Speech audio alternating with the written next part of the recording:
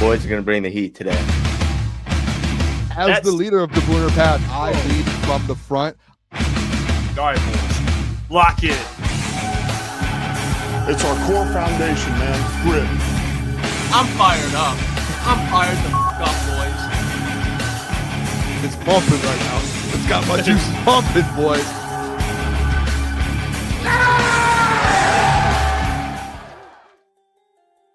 All right, we are live. It is Thursday, November 6th, Crunch Time Sports. I feel like I hear an echo in my ear right now. I don't know if that's me. If I'm echoing, let me know. Obviously, my name is Booner. We're getting Jeff here at some point in the first 30 minutes here. He should be here. But we've got a pretty good show for you guys today. We will be talking about a lot of things with the Lions here. Coordinators spoke to the media. I see a lot of people in the chat actually talking about Shep spoke to the media. Dave Phipps spoke to the media. John Morton talked to the media today. Doc had a good question in there. I had a few clips here that I'm going to play for you guys at some point tonight with John Morton. But yeah, we got a pretty packed show here for you guys with all that. Flannel Sam will be joining the show at 9 p.m. to be able to give his thoughts on this Lions loss, Minnesota Vikings.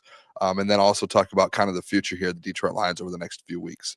So it should be fun. Flannel, the last time, if you guys don't remember Flannel, last week, he's probably watching right now, all-time Flannel crash out I think we had last week.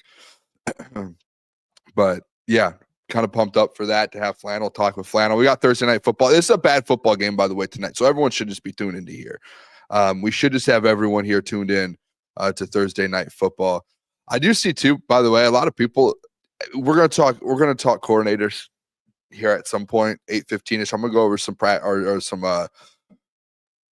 injury reports, things like that here with the Detroit Lions. But we're gonna talk about John Morton. I know a lot of people in there. I see Steve Lemon put Morton took zero accountability. Nagy said no Mo Morton. I haven't heard that one yet. That's an interesting one though. That one's an interesting one. No Mo Morton. I don't know about that. And then obviously he did talk and kind of to tease a little bit with the John Morton stuff.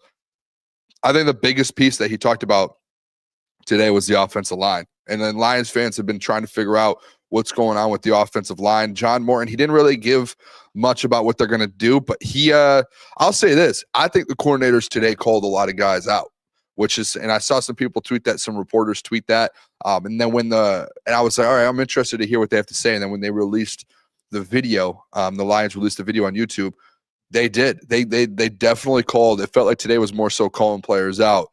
And I don't know. I'm kind of with some of the people saying, like, with in regards to maybe some of these guys didn't take full responsibility for what's been going on, because it feels like they're like, we're actually playing good.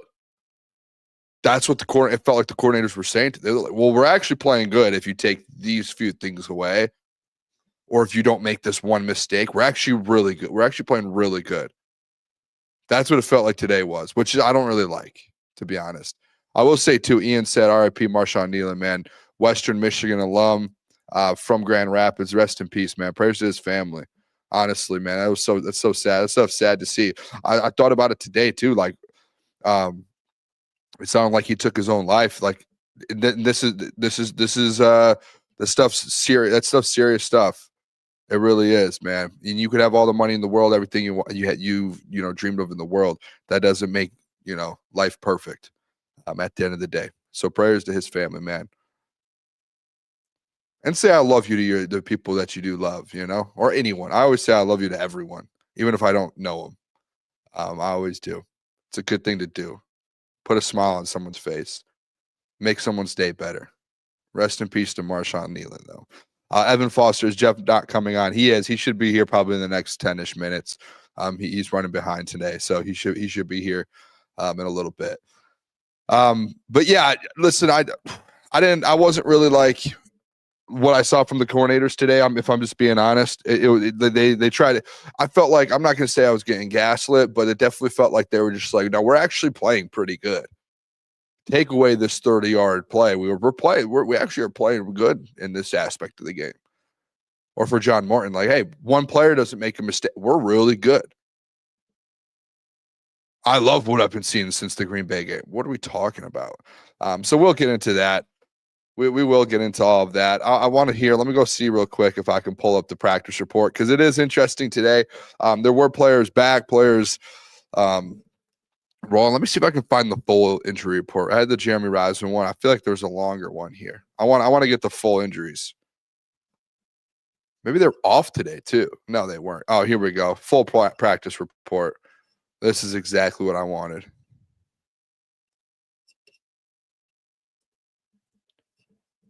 All right, there it is. Practice report today. We got a couple players, no practice again. Kirby Joseph with the knee. I'll tell you what, let Kirby just rest this week. I don't know where the people are at with this one. I think it's just at this point, he's not practicing. I would expect Kirby Joseph not to play. Let him heal his knee up. Get him back when you have to go up against A.J. Brown and Devontae Smith and Jalen Hurts and Saquon in another week. That's my thought process on that. Pat O'Connor, no practice as well at all this week. He's been out with a knee injury. We don't even really heard much of Pat O'Connor this year. First couple games a little bit. After that, I haven't really heard much about Pat O'Connor. Roy Lopez kind of taking control interior as that kind of like fourth, fifth guy. Jacob Sailors, limited practice yesterday, no practice today. I'm guessing he probably will not play if he's kind of going downward trajectory there. It's not looking good for him. Taylor Decker back at practice today, limited practice. There was also a report today. Taylor Decker expected to play on Sunday. Expected to play on Sunday. So that's a good thing. Miles Frazier's back-to-back practices, just limited. He's not full practice yet. I think they're just going to work Miles Frazier in. Josh Pascal back-to-back limited practices. Welcome back, Josh. Craig Reynolds, limited practice. Malcolm Rodriguez, limited again. He's kind of slowly getting back as well. The Penei Sewell stuff. Penei, shoulder. I think yesterday Dan was like a little bit iffy on if Penei Sewell is going to play or not. And it seems like today, they talked to Penei yesterday. Penei seemed like, hey, I don't want to let my guys down. And then it seems like today, from the sounds of it in the reports, that they do expect Penei to play as well. So I'm guessing Sunday you're going to have Penei Sewell at right tackle and Taylor Decker at left, which is big. That's big. I almost want to be like, hey, if these guys need another week to heal up, but who are you going to play, you know? Who are you going to play instead of these guys? I mean, Skip, maybe let Skip get a run at it and let Taylor Decker heal up a little bit. Dan Skipper on the practice report. All right, maybe not. Maybe Skip can't go. Maybe we don't get Skip. All right, that's a tough one. Ignore that. Maybe we don't get Skip, man. Maybe we don't. After that, Grant Stewart on the practice report, limited practice both days. And then Terrion, full practice all week. Terrion, most likely, he's good to go. He's good to go. And they actually talked about TA today. Shep, we're going to play a video later of Shep talking about TA. There's a positive and a negative. The negative felt pretty big.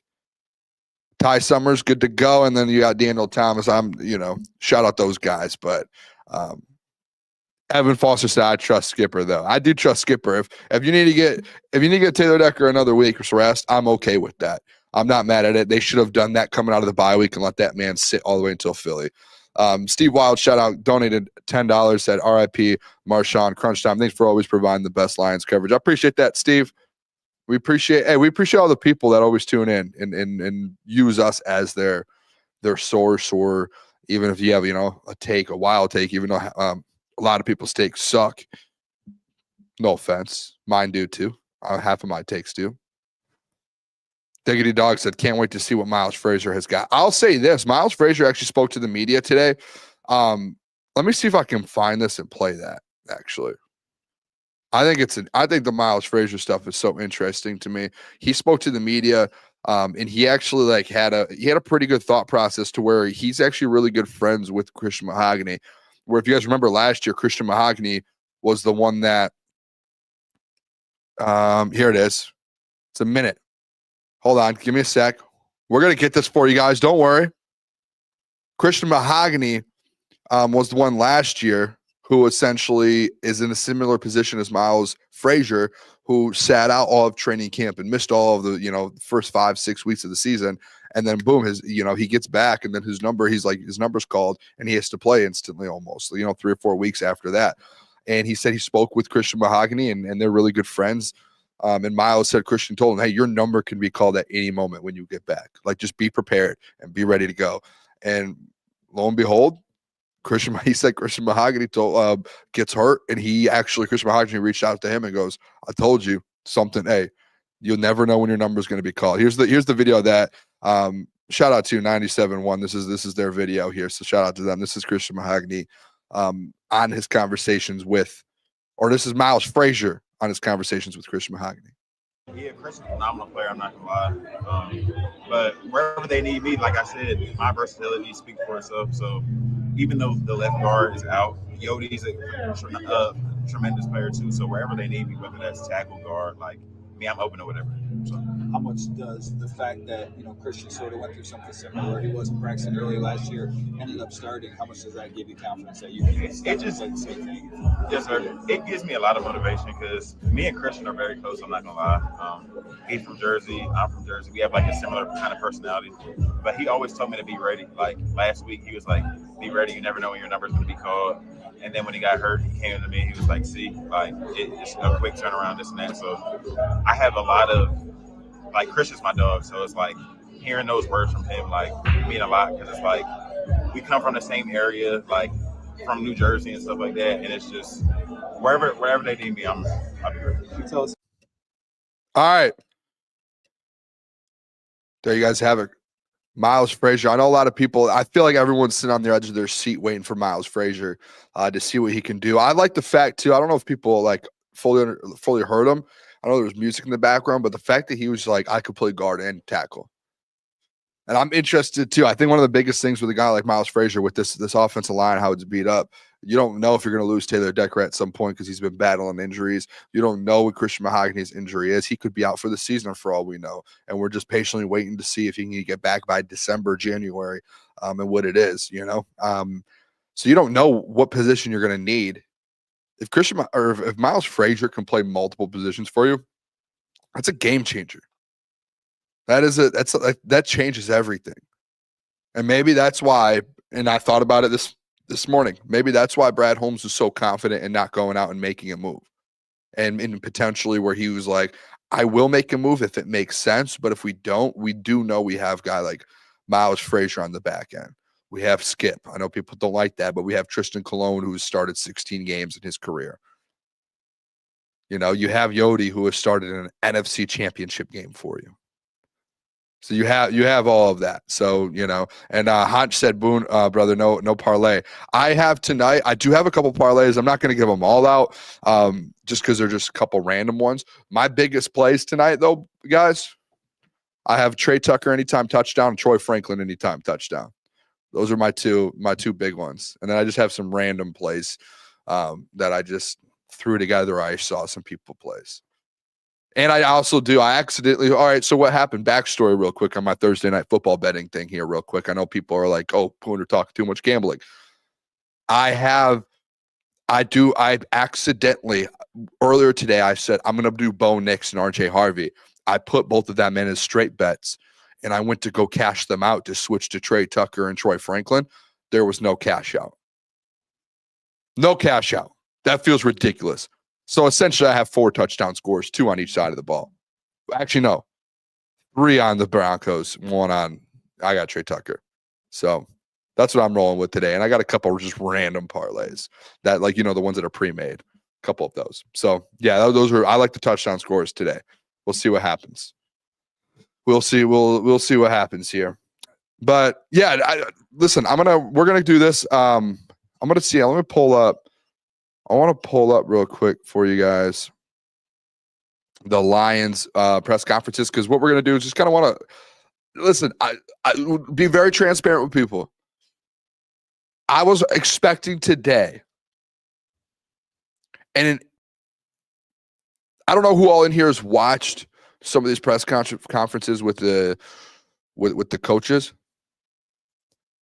Maybe this is just me, and I'll ask Jeff if he watched them today, if he gets the same feeling, and if other people who have watched it get the same feeling. I don't want to use the word like arrogant, but some of the stuff that the coordinator said today, I was taken aback. Like Will Birchfield asked a question, which I think it was one of the more fair questions asked to the coordinators throughout the day today. Hey, like you got gashed a couple times by, he didn't say specifically who, but it might be like by Aaron Jones. You got gashed by some players versus the Vikings. Felt like that was a fact. Like I think at times like they got gashed, and he asked a fair question. And Shep's like, well, first off, I'm not going to say you. Let's not use the word gashed. We didn't get gashed. Take away that 30-yard screen pass. We didn't get gashed. We only gave up 3.9 yards per carry if you take away the one screenplay.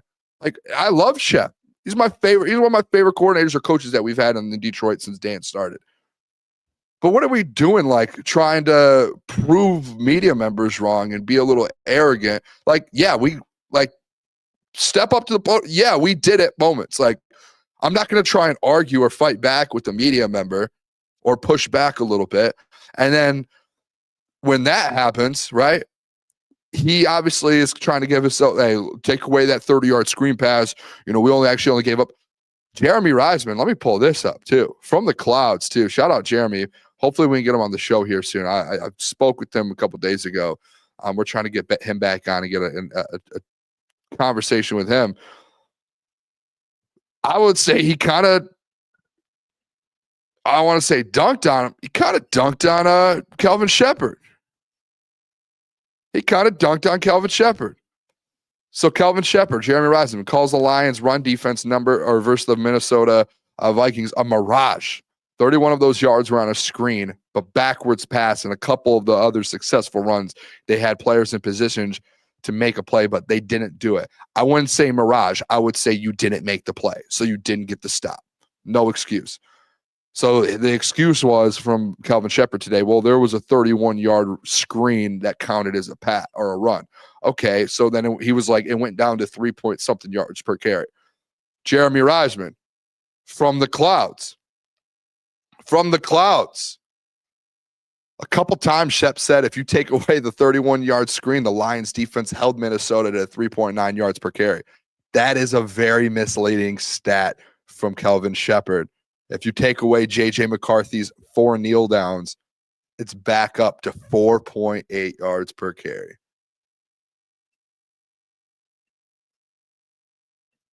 I don't know. I mean, listen, I love Shep a ton. Steve Wild said, I love Shep. I don't know if arrogance is the word to use because Shep watches everything. He follows everyone on social. I love Kelvin Shepherd. I didn't like the press conference today. I liked a lot of it, of him stepping up, holding guys accountable and that. I don't like some of the excuses of, hey, if you do this, this is it. You're like trying to convince us you actually had a good game when in all reality, like, yeah, offense put you in a bad position. You just didn't have a great game.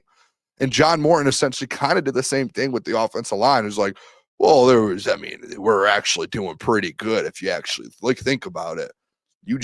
It make one more block or one more guy makes a play. You're like, no, are we going to use that? It's week 9. Like, how often are we going to use these excuses? How often? Like Anakin's an all-time excuses guy. Anakin, I love you. Constantly on all-time excuses guy, sticking up for the Lions and the coaches. Shep can stay. He's proven he can make adjustments. He slipped up, boo, and it happens. You don't slip up in the National Football League in week 9, week 10. If you're going to hold your players accountable, you got to be accountable. Got to be dialed in. No, I got to be dialed in. If I slip up, guess what, Anakin? 90% of the chat going for my job, saying how bad I suck at what I do. You know what I mean? So yeah, no, I didn't like today. I didn't like him kind of pushing back on the gashing comment with Will Birchfield. I didn't like the fact that Kelvin Shepherd continuously tries to say, well, take these plays away. We actually are good. Then take the plays away in real time and don't do them. Don't give them up. That's how I look at it. It's week 9, week 10. I heard the same press conference in week 2. And I love this defense and I love Shep. I don't know if I love Morton. I like Morton. Love's a strong word. I'll say I love Shep. That won't say I love Morton. Hey. Jeff, welcome to the show, bro. Sorry, I was ranting. I was just going on a No, rant. I think the word you're looking for is lack of accountability. That's what it came off in those press conferences today. It just seemed like lack of accountability from both Kelvin and John Morton. They just. Did you watch the whole thing? I get the sense of lack of accountability, but I also I don't know if you heard the Will's comment, Will Birchfield, his thing about the gashing, and then Shep instead of being yeah, we did, he gets defensive right away. I just don't I've never, and I know I'm not a coach, I didn't play in the NFL, I don't have Shep's mind. I just I never when I hear coaches get defensive in those moments. You know who gets defensive? Who got defenses all the time this year in press conferences? Brian Kelly. What is Brian Kelly doing? His team sucked and he got fired. I'm not saying that's what Shep is, but you see what I'm saying? It's just dude, you got to be able to know in that setting, yeah, if a guy's completely wrong, asking you a question, call him out. Mike Vrabel does it all the time, and I love it. But if also Mike Vrabel's defense got gashed by a player, and I say, yeah, felt like you guys got gashed a little bit on it. Mike Vrabel's not going to be gashed. He's going to be no, yeah, dude, you're right. Yeah, there were plays we did. That's all I wanted. Yeah, I would say not that Kelvin is this, but it kind of gives off insecurity, because if you're secure, typically a guy we know head coaches do it. Obviously, Dan Campbell, obviously he does it all the time. And sometimes whether you like it or not, but he'll always say, this one's on me. Hey, this coaching, I did not have these guys ready for whatever. He'll always admit to it. Liam Cohen, they showed the clip of him after the Jags loss. He's you know what? I could have got you guys in better positions here. This is on me. All right. But then it comes off when you have Kelvin being I wouldn't use the word gash if you take away the 30-yard. What are we doing there? Actually, can we stop doing the take this away, take that away? It's not as bad as it looks. The bottom line is it happened, and you can point to many different things. And, there's probably a better way to answer that question without saying and again, I don't think the defense was awful. I thought they were put in bad positions. 17 points for the Vikings were scored on short field. I'm not saying that it was Kelvin. The defense melted down or anything, but they just didn't have a great performance. Their tackling was bad. Some of their best players just didn't make plays, and there's probably a better way to answer that. I thought Will's question was very fair. Me too. That's why I was shocked at. I didn't like the lack of I didn't like the lack of accountability there. Even with John Morton. John Morton pretty much thrown up. And by the way, I get the offensive line. Is struggling. But you can't admit one time or just say once in your press conference, you know what? I could definitely put these guys in better positions. You know what? He just was no, we've been doing that. We have been doing that. They just can't block. No dip. The offensive line's struggling. That's just coaching 101. You have to just, even if you don't believe fully it's your fault, you still have to somewhat take. I do hate the fact that when that happened, he was essentially his comments were, they essentially just went back to, no, we've been putting them in the right positions. Clearly not. Maybe obviously we didn't play in the NFL, so we don't know schemes probably as well as John Morton. But obviously, there's got to be some sort of adjustment made. The same things happening over and over, and then they're the games you're successful and things are going well, you're just playing a worse team, right? It's just every great defense you've essentially played, this has been the storyline. Offensive line, maybe the guys just aren't cut out for it. Maybe. Yeah, but that's I do both. Two things can be true. Can the offensive line play better? Of course. They need to play better. There's not a debate. There's not a question. But let's act like every single offensive coordinator needs the perfect situation. Okay. You're not going to have everything perfect all the time. I'm sorry. You might have a weakness at receiver. You might have a weakness in your O-line. You might have a weakness at quarterback. But you have to, your job is to figure it out with what the chips you have. That's your job. You have the best collection of weapons in the entire league. I'm sorry, John Morton. I know the offensive line's going up and down. They're struggling. There's no denying that. I'll give you a little bit of a pass for that, or a lot of a pass, whatever you want to do. But you can't say 0% of it's on you, John. Okay, there's nothing you can do better. Honestly, there was. I don't know. Like, there's not. This is what I didn't like about today. Like, again, I like these guys, and I think they have done a good job in moments. I didn't like all three coordinators today. I didn't feel like any of them were fully like, yeah, it's on me. That's on us. Like, we got to be better. Like, and yes, obviously, like, there were times where they did that. Like, Shep did a lot in the press conference today where he was like, I need to make sure this is better. I need to make, but it's just the moments of, like, I would say, like, some excuses or trying to prove yourself or trying to prove your defense in the media when it's like, hey, instead of going to the media and saying, take this away or we need to do, or, you know, it was this, or, oh, we didn't get gashed, this didn't happen, and kind of push back to reporters a little bit. Hey, just stand out there. Hey, this is all on me. And that's what Dan Campbell does at the end of the game. That's why he's such a good leader, is Dan Campbell after a game, whether it was Dan's fault or not, and whether his coordinators messed up, whether his players messed up, the reason I think Dan is such a good leader and great at what he does is because after every loss, it could be anything. That man stands up on the podium and says, the first words he said, that is all on me. I'll take full responsibility for that. And I thought today, after the loss that just took place on Sunday, I genuinely, and maybe this is where I shouldn't have, I thought Dave Fipp was going to stand up there and go, that's all on me. This is it. There is no excuses. I don't care about the good stats about our special teams right now. There is no excuses for what happened on Sunday with special teams, because if it didn't happen, we would have won the game. That's on me. I need to be better. And then and Dave Phipp's done that. He has done that in the past. We have seen him stand up in front of the media and do that. I thought it was going to be the same thing with Shep, where Shep was going to just open up, all on me. Like, I take full responsibility for that. He kind of did that after the Green Bay game and said, we're holding guys accountable. I'll make sure the guys are better, and I will be better next time. And I thought Morton would do the same thing. Didn't get that vibe from any of them. Genuinely, I didn't. And maybe that's just, I got to go back and rewatch it. But no, I didn't get that vibe. And Dan, and that's why it's shocking, though, because Dan is their head coach and the leader, and he's the one that, on me. And you would think each coordinator would be like, my unit, that's my fault. I need to be better with my unit. It's like, it's very simple. It's like, people, I think all the questions that were asked, especially to John Morton, were fair. Like, I thought all the questions were very fair. People talking about the run game, you know, people talking about the offensive line. People want to know, why is this offense underperforming? I just want to know. You know, like, not that we expect them to be the best offense in the league, but like, I talked about it yesterday, they're 11th right now in yards per game. I mean, they're outside of the top 10 in yards per game. Like, that's not an offense. Usually we're used to at least a top 10 offense yards per game wise. I think rushing, it's actually passing that keeps them in there. I think rushing, they're like 15th or something. I could be mistaken. They're past top 10. They're outside of the top 10. It's like, I thought, like, that's what happens. I mean, you're on a Super Bowl contending team. At least people look at the Lions, one of the best teams in the NFL. If you're underperforming, whether it's the offensive line faults or not, you're going to get questions about it. Like, I think all the questions are fair, and you have to stand up there and take accountability. Like, you got to be like, you know, I think players appreciate that. You don't think players see Dan Campbell say, like, hey, I didn't have them ready. And the players know, like, Jared Goff will speak to the media and be like, he had us ready. It's not that. It's our fault. We take accountability.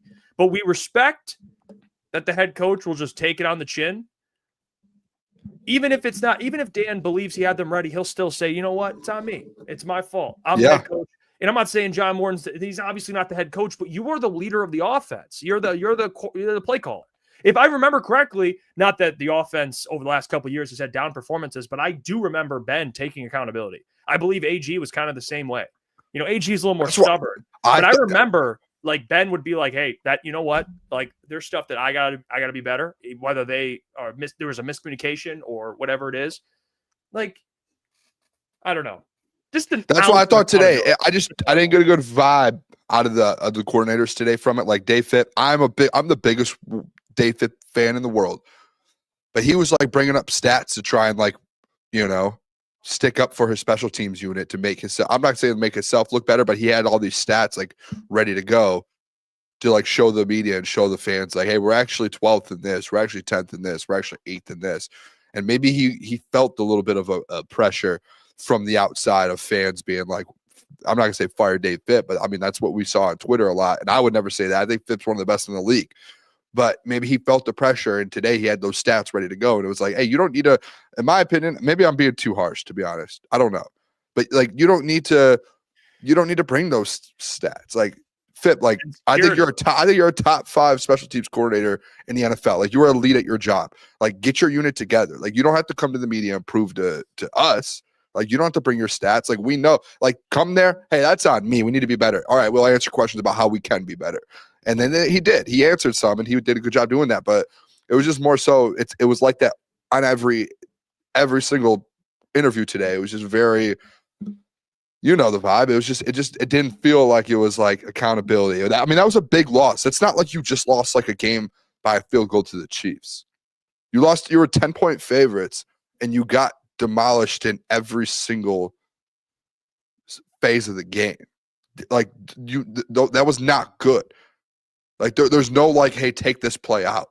There's no like, hey, it was one offensive line.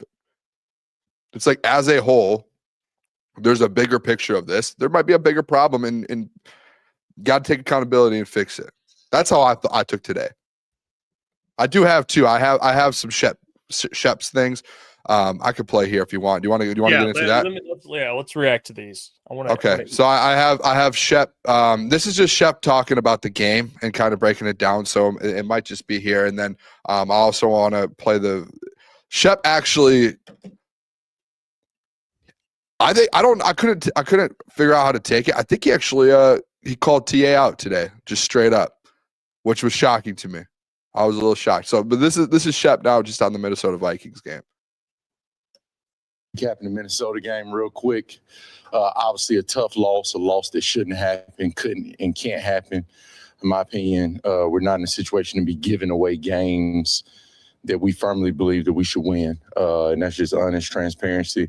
But you look at it from a defensive perspective in that game. If you would have told me, we went into the game saying we weren't going to let 18 beat us. And if you would have told me he wouldn't even have 50 yards, Addison would have 40-something yards, quarterback passer rating would be around 80, I would say, oh, we played a dominant outfit. You know what I mean, in that game. And that's why you can't always look at the stat sheet. You got to watch the tape. The run game, that's kind of a facade. It's not real, those numbers that showed up, because I was trying to search for where were those yards. And then I found out they added a 31-yard screen in as a run play. You take that out there at 3.9 on the day, and then there's 24 to 34 yards in there. That's just inexcusable. You got guys at the point of attack to stop the ball. If not a TFL for a 2-yard gain, those plays have to be made, and those guys understand that, took full accountability to it. So then you say, then what happened? Why were there 27 points in an area that we've been thriving in this year? Sudden change, we didn't thrive in and have our best outing. And that's very unfortunate because we could have. They got drive starts at the plus 36, plus 35 that equaled in 14 points. That cannot happen on one of those, especially the 3rd and 9 critical situation. Especially when we can get to the point in the game, 3rd, 4th quarter, it looked like the team needed us to stand up and take control of that game as a defense. We put that on our shoulders, and we need to stand up and make those plays. 3rd and 9 had one of our better players at the point of attack. He has to make that play. And more importantly, the D-line can't let him out to his right.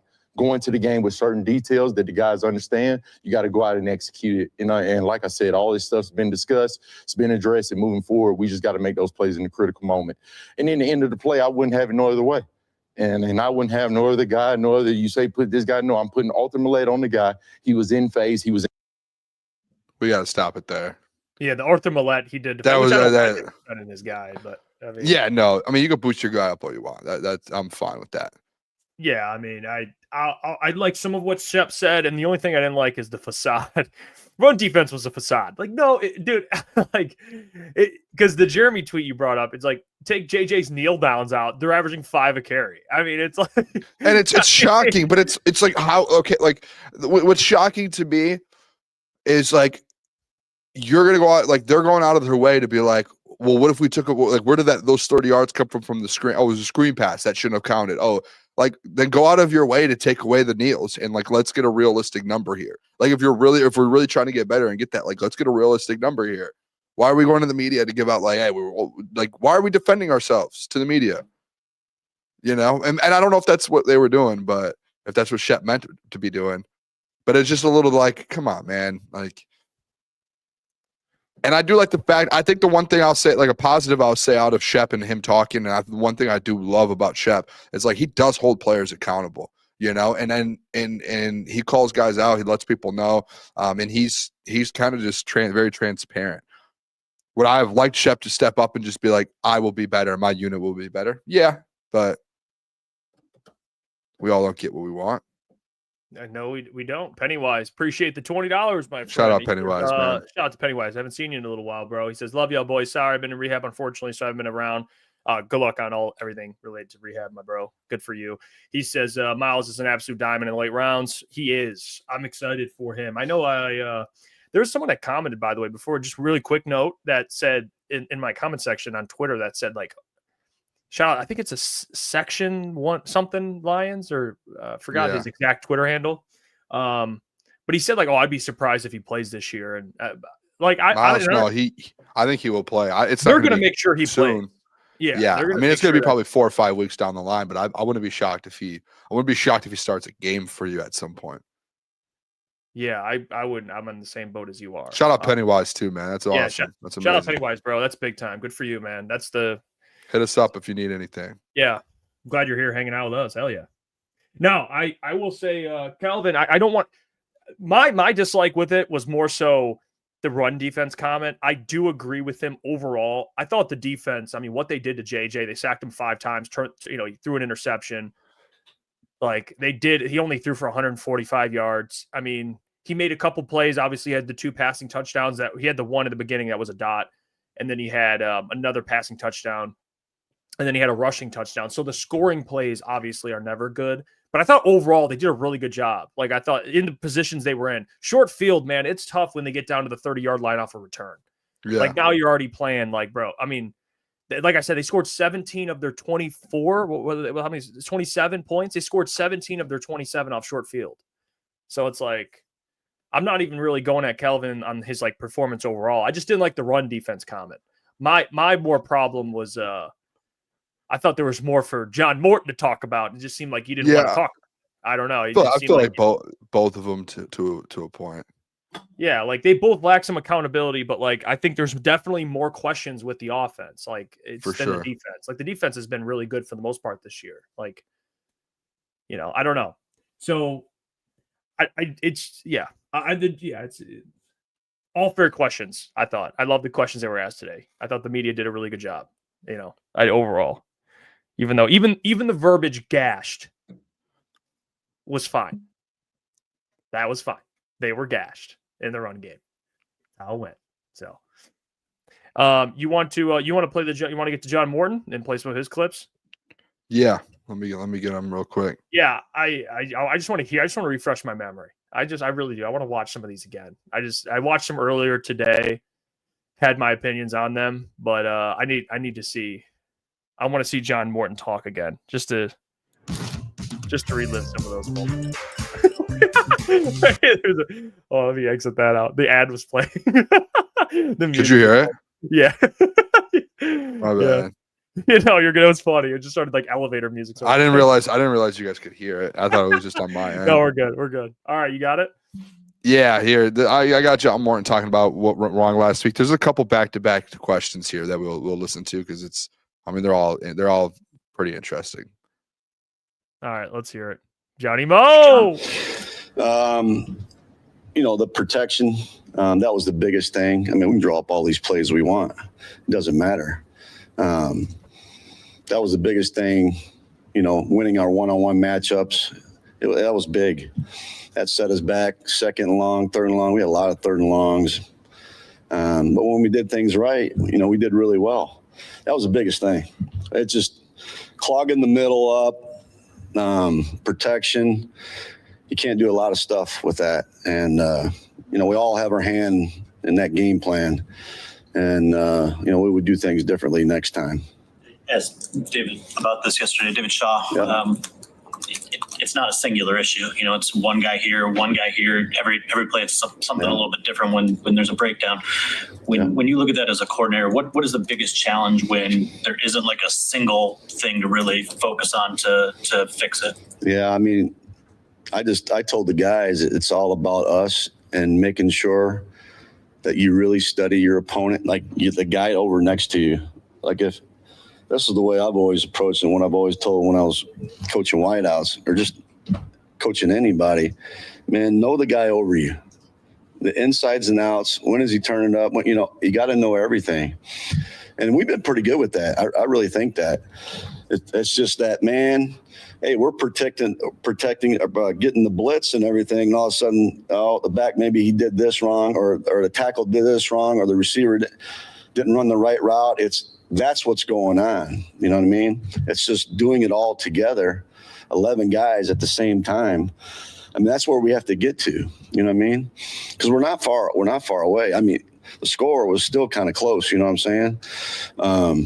That's the biggest thing. Just honing in on the details, refocus. Okay, do what you're supposed to do. That's the biggest thing. And we got to fix this up front and protecting the quarterback. And we will. We've addressed it and working on it yesterday and today. We have to do it because if you don't address it, they're just going to keep doing what teams are going to, what we've seen on tape. So that's the important thing. Make the corrections and go on and make sure it doesn't happen again. If it does, then, you got to make some changes. So maybe this is. Yeah, I just here. It's good. I got to just refresh my memory a little bit. Like I thought Justin threw him like a perfect alley-oop to be like, because he talked about it. Seems like it's a player here, player there. That was like a perfect alley-oop as a coach to be like, take somewhat of accountability to be like, make sure, that's my job to make sure these players understand, like you can kind of flip that into be like, hey, I got, even if you don't fully believe it. Yeah. That's like a layup accountability comment right there. It's like, he's acting like this offense. It's like the first year all these guys have played together. He's like, well, you just got to make sure they know, you got to study the guy across the line. Like, dude, Penei Sewell, Taylor Decker, they're making mistakes. These guys have been like a part of this offense for the last couple of years. Jahmyr Gibbs couldn't run block to save his life yesterday. On Sunday. But we've seen him play better. Like, it seems like there's just breakdowns for players that don't have breakdown moments are having breakdown moments. And yeah, there's accountability on the players, no doubt. But it's like, this offense, okay, you had to replace two guards that obviously goes with Frank Ragnow too. So the interior is obviously different. And I understand you have two young players. I understand that. So Tate's going to have some mistakes. Mahogany before his injury is going to have some mistakes. But like Graham's a vet. I mean, like these guys, and Graham's, they played with Graham at center before and he's played really well. Like, I know the offensive line is going to struggle, but it's like, it seems like there's this shouldn't look like it shouldn't be. I'll say this, and I'll play the other side of this because I'm not going to stick up for John Moore. And I think he needed to step up and be like, hey, I need to be better. There shouldn't be this many breakdowns. See, that's where I maybe I don't disagree, but I disagree a little bit. Like I do think, and I said this before last week. I said this on Monday. I've said this on Tuesday. I've said this every day this week.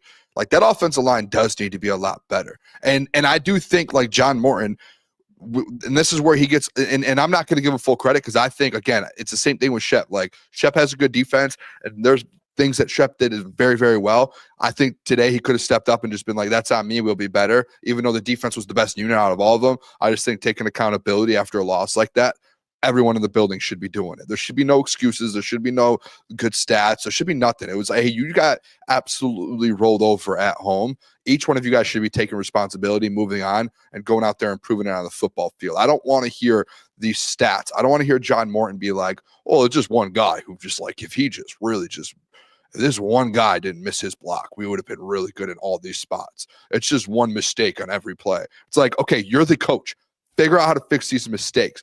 But then I do think there is a side like Jeff. Like I think you're fully going 100% on John Morton. I think it's almost like a 50-50 where it's like these guys are NFL players. Like Tate Ratledge, like again, and I'm going to play a clip here in a minute where I agree with John Morton. Like these guys are vets at this point. Like, yeah, you're a rookie. Not anymore. You're on a Super Bowl contending team in the NFL. Like either be playing at a high level or move on. Graham Glasgow, I don't care if you're getting old. Like an excuse of not winning a Super Bowl being like, oh, I was getting old. We lost because I got blown up. Like, I don't care, to be honest. Like, and I think that's where John and them might be coming from, to a sense of like, hey, we are trying our best to put, and they might be changing different things and putting these different schemes in and actually trying to fix it. And it's like Graham just keeps getting blown up. Like Tate keeps making a mistake. Taylor obviously injured, but makes a mistake here and there.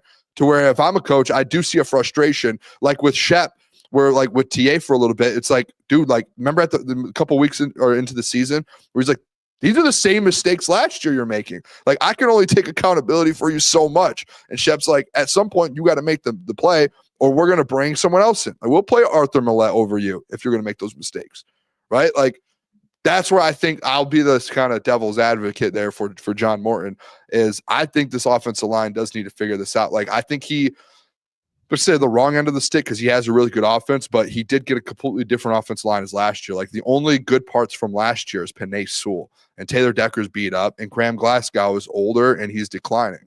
So it's like there's really no pot. Like, Kevin Zeitler was a Pro Bowler. Like, Frank Ragnow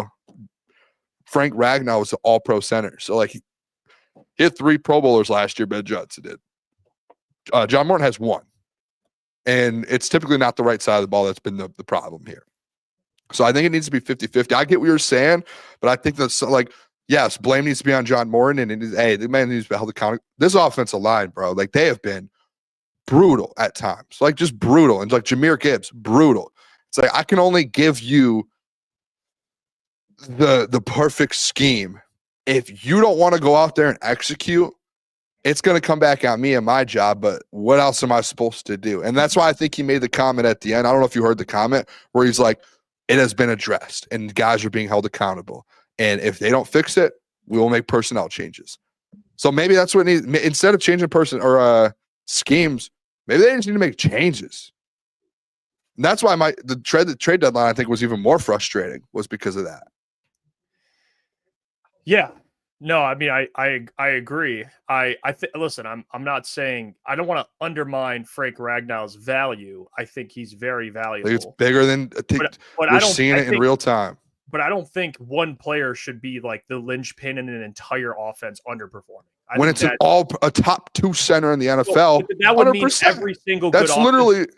No, but that's an excuse. I think if you're going to just say it's all on Frank Ragnow, it's a fact. It's not an excuse. It's a fact. No, Frank Ragnow is one of the best in the league at what he does. But that would mean that every single good offense needs one of the best O-lines in the entire league, which is not true.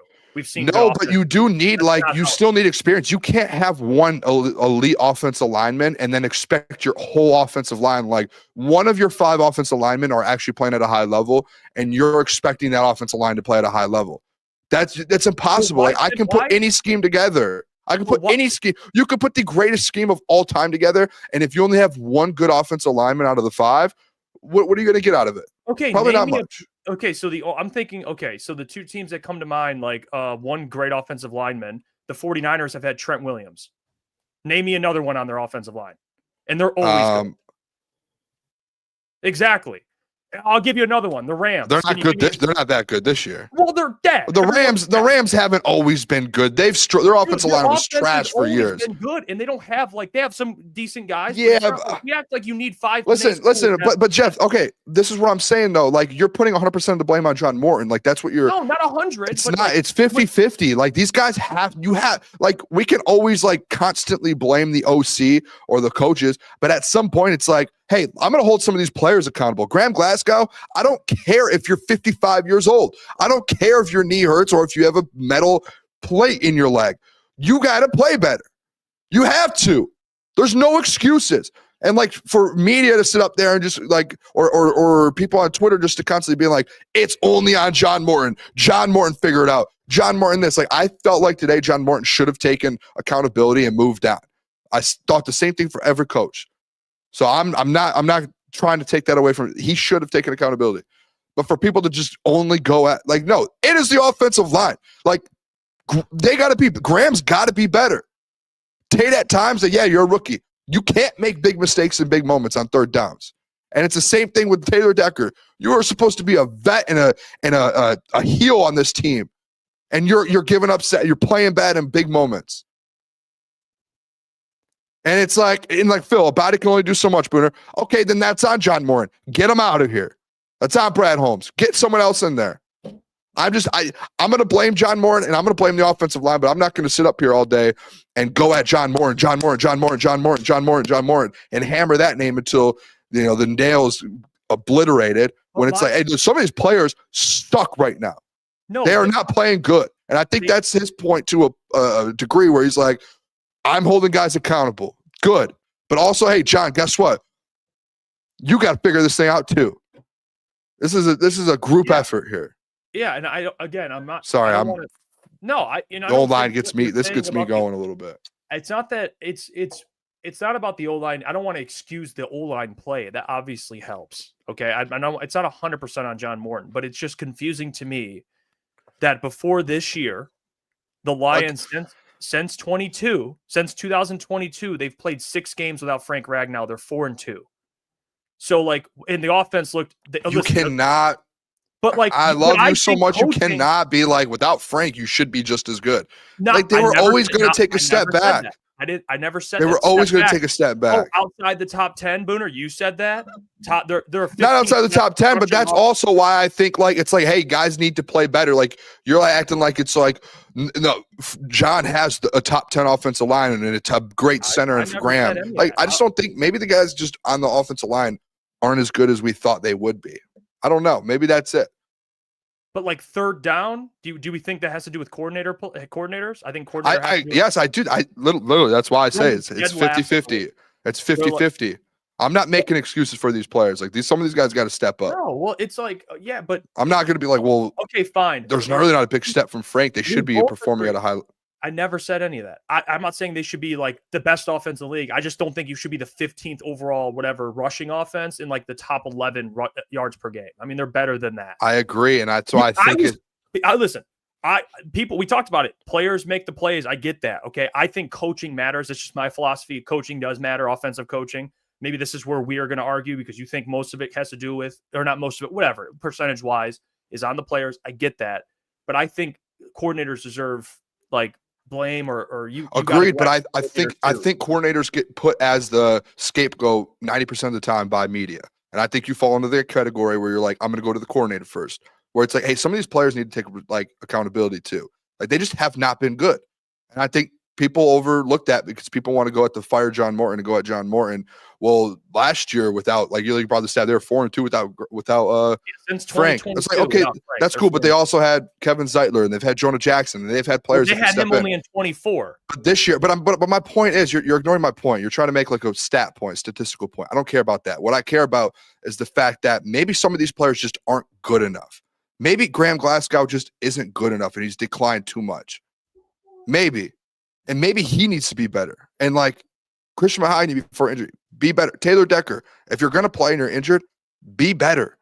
John Morton, I'm fully with you on the John Morton thing. I can't sit up here and just let like all of the blame fall on John Morton, 100% of it. Like I'm not a guy that was like, hey, it's just coaches. I don't because like when I coached basketball, I could put the best game. We could have had the best game plan together every single game that we had. If players didn't execute and go out there and make shots, it didn't matter. It's on them. But as a coach, you got to take responsibility for it and say, I'll have them better. So that's why today for John Morton, I'm on your side with that, where it's you have to step up as a coach and say, that's on us. We'll be better. Move on. Yeah, it's like the Eric Spoelstra in Miami. I mean, Eric Spoelstra always gets his team to overperform, and they don't have all the star talent in the world. I agree with that. I do think though that doesn't mean like when you're not performing, it's just on the OC or the DC or the head coach. It's both. I think like these players, dude. I think it's more on John. I think it's like 60-40 John. I don't even care about the percentages. Throw the percentages out. I don't even care. We get stuck in these percentages too much. They both have Blaine and they both need to figure it out. Players have been bad. John, you think it's even. That's our difference. That's what we disagree. Yeah, I just think it's just both need to be better. For all we know, John Morton has put, and I'm not giving him an excuse, but for all we know, he's put out great schemes for these guys, and these guys just have not executed. And they're like, okay, like what? Like they executed last year. Like it could easily just be a change in position. You have all these guys moving around. You have young and new guys in there. There's so many things that could be with. Morton needs to figure out a way to coach it better. Well, offensive line. What grade would you? I'll say Hank Fraley. I mean, we think Hank Fraley's the best O-line coach in the league. I think, or one of them. I do too. So Hank needs to be better. Like these guys need to. That's why I'm like, I'm not just going at John. Like I will give John all of the. He needs to be 100 times better. And I actually brought the question up to Doc. Like if this continues, when do you look at moving on and making a change? Like, I've brought that up. So I'm not giving John Morton any sort of freedom. I just think top down, players need to be held responsible. OC, Hank Fritt, everyone, man. And then they need to do it quick too. What grade would you give the coordinators so far? I would give John Morton a C minus. Okay, we agree. I said probably a B. Probably a B to Shep. I think Shep's done a good job. It could be better in moments, but I think he's done a good job. I'll go B plus. We're in the same grade for both. I mean, I'll go B plus for Calvin. I think C minus for John Morton. That's probably where I'm at. And it's still, I mean, we still have half the season, so things could change. Anakin's back. I appreciate the $5. Could we stop obsessing over this game this late week, please? In the past, and we have to commies to get revenge on, and the Birds to go. The Birds 2 down. It's done. Anakin, the excuse man. That man loves to be the excuse man. Anakin, appreciate the 5, my friend. Hey, by the way, before we have Sam Flannel join the show, which Sam probably has a ton of thoughts on this, you got to hear from our friends over at Sleeper. So we'll see you guys after the quick break. Allow me to tell you about the sponsor of today's show, and that is Sleeper Fantasy and Sleeper Picks. By the way, Sleeper Fantasy, one of the fastest organically growing fantasy platforms in the entire world, with over 6 million users, active users, back in 2023, only continuing to grow in 2025 going into 2026. And they still earn some of the highest levels of engagement per user in the industry, because at Sleeper, it's not just about sports, it's about building personal connections and lasting memories. And you can check out my Sleeper Picks, which, if it's available in your state, it's a real money product that connects friends over picks. It's so much fun. All you got to do is choose 2 to 8 of your favorite players. You can do a pregame, you can do it live, you can do it across different sports. Just pick more or less than the predicted stats. And on Sleeper, you can get up to 1,000x payouts. Share with your friends, get rewarded together. Use the code CT Sports, and they'll take care of you. Shout out to Sleeper, as always, for sponsoring the show. Now let's get back to it. All right, we have our friend, Sam Flannel, Flannel Sam, however you like to pronounce his name. All right, he's a legend. Former host of the Morning Woodward Show and Wake Up Woodward. Let's get Sam's thoughts on all this shit. Flannel Sam, hello. How are you doing? You know, I'm good. I kind of like that there's some disagreement and some discourse amongst you two, amongst the chat. I think it makes for better shows, especially when it's authentic. And, you know, just really been enjoying this discussion you guys have been having. I've been tuned in for the last half hour or so. Flannel, you know what? This is why we love you, Flannel. I'm actually curious to get your thoughts, not only in what we have a lot to kind of cover here with trade deadline and this game this week and other various Detroit topics that, you know, we want to pick your brain on. But let's just start with the loss on Sunday. You've had a couple days to kind of digest it. What has been your takeaway from that loss to the Vikings? Your Michigan man, JJ McCarthy, he threw for $140, but had 3 touchdowns and an interception. But he calls himself 9, by the way, Flannel. I don't know if you knew the trending topic of this week. He refers to himself as 9. So 9 beat the Lions on Sunday. What was your takeaway from that game and all the discourse this week with the O-line, John Morton, Calvin's press conference? What do you think of everything? Well, I think those are 2 separate discussions. I'll just start with the game because you asked me that first. When it comes to just that specific isolated game against the Vikings, what cost them the game was the fact that the Lions had a catastrophic running game and catastrophic special teams. And the reason why I say catastrophic for both of them is that, you know, we can start with the Lions only running 20 times for 65 yards, which is very, very uncharacteristic. The running game and the special teams, their mistakes directly led to short fields, which directly led to the Minnesota Vikings getting 17 out of their 27 points. I mean, you look at the beginning of the game, the Lions, the Vikings deferred and the Lions took the ball and marched it right down the field for a touchdown, culminated by that awesome 4th down pitch and catch to Sam Laporta, in which he dragged a bunch of defenders the last 5 yards. And you're thinking, okay, I was thinking the route is on because I predicted double-digit disco, and unfortunately I got the game wrong. But what happens directly after that? The Vikings get a 61-yard kickoff return that leads to the Lions' 36-yard line, which calms everything for the Vikings, which calms everything for JJ McCarthy, and they're able to punch it in. And when you talk about the running game, why I say it wasn't just bad, it was catastrophic. The Lions, they were 3rd and 12 from their own 6, I think down 3.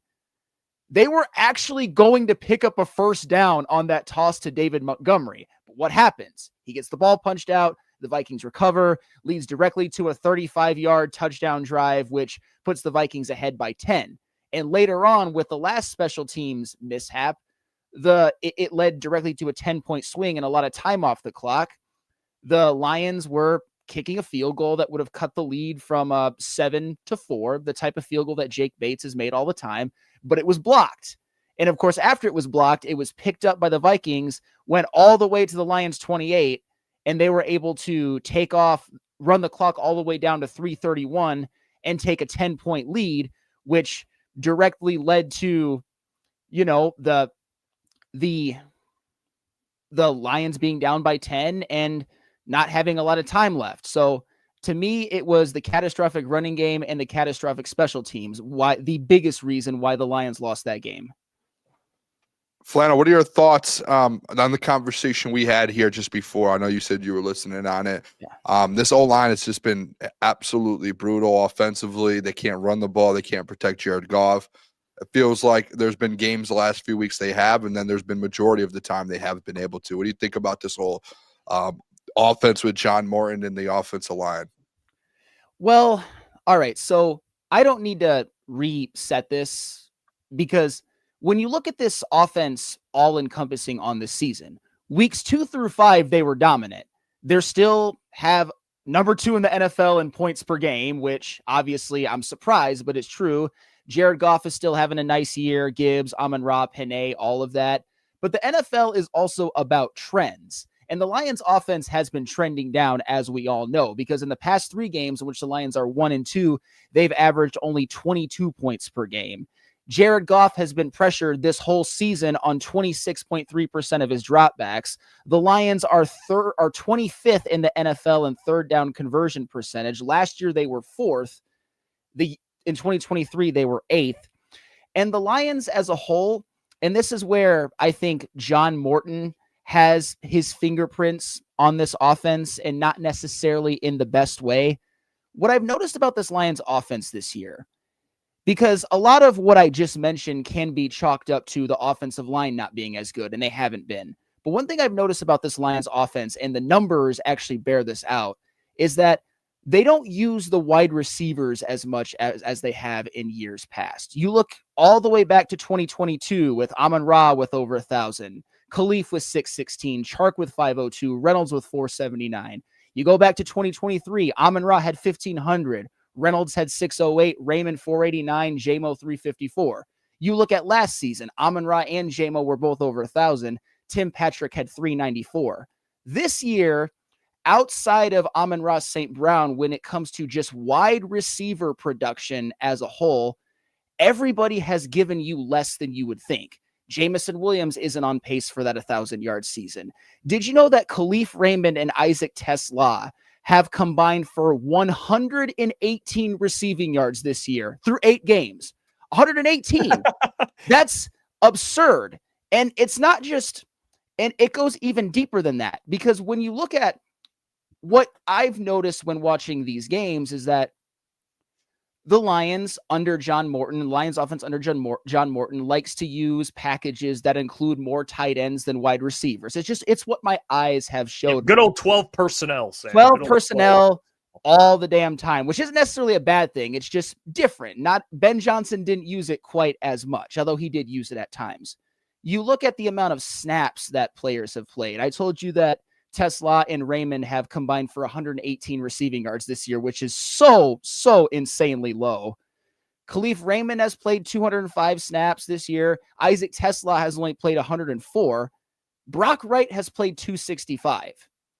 And Brock Wright playing this amount of snaps isn't necessarily weird or anything because he played a lot last year. What is weird and different, or not really weird, I'll just say different about the John Morton offense than the Ben Johnson offense of last year, is that Brock Wright did play a lot of snaps last year, but Tim Patrick played more. And obviously so did Amon-Ra and Jamison Williams. And Khalif and Tesla, Khalif is somebody that we know has been productive with his Lions offense for multiple years. Isaac Tesla is somebody that the Lions put a lot of faith in. Brad Holmes traded multiple picks to get him.